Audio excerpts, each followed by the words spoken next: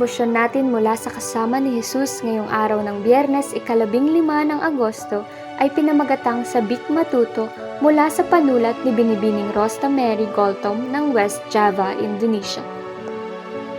Atin pong basahin ang Gawa, Kabanata 8, talatang 26 hanggang 40 at bigyang atensyon ang pangalawang libro ni Timoteo, Kabanata 3, talatang 16 hanggang 17.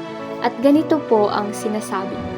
Ang lahat ng kasulatan ay kinasihan ng Diyos at kapaki-pakinabang sa pagtuturo ng katotohanan, sa pagsaway sa kamalian, sa pagtutuwid sa likong gawain at pagsasanay para sa matuwid na pamumuhay, upang ang lingkod ng Diyos ay maging ganap at handa sa lahat ng mabubuting gawain.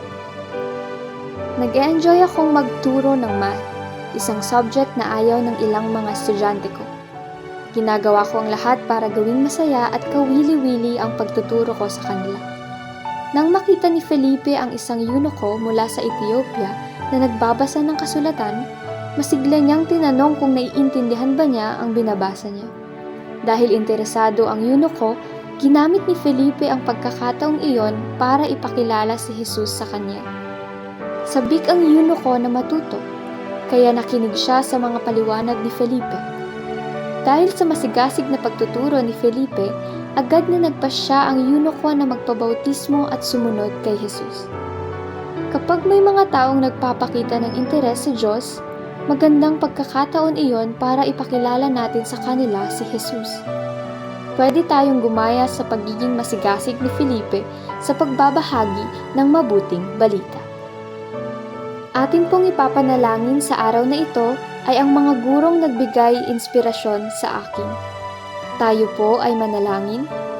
Amang banal na guro, salamat po sa mga guro na nagbibigay saya at inspirasyon sa kanilang pagtuturo.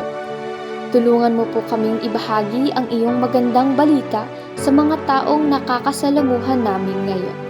Amen.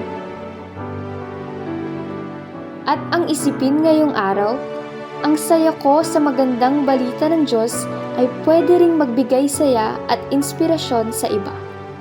Isang mapagpalang araw po sa ating lahat, sa Diyos lahat ng papuri.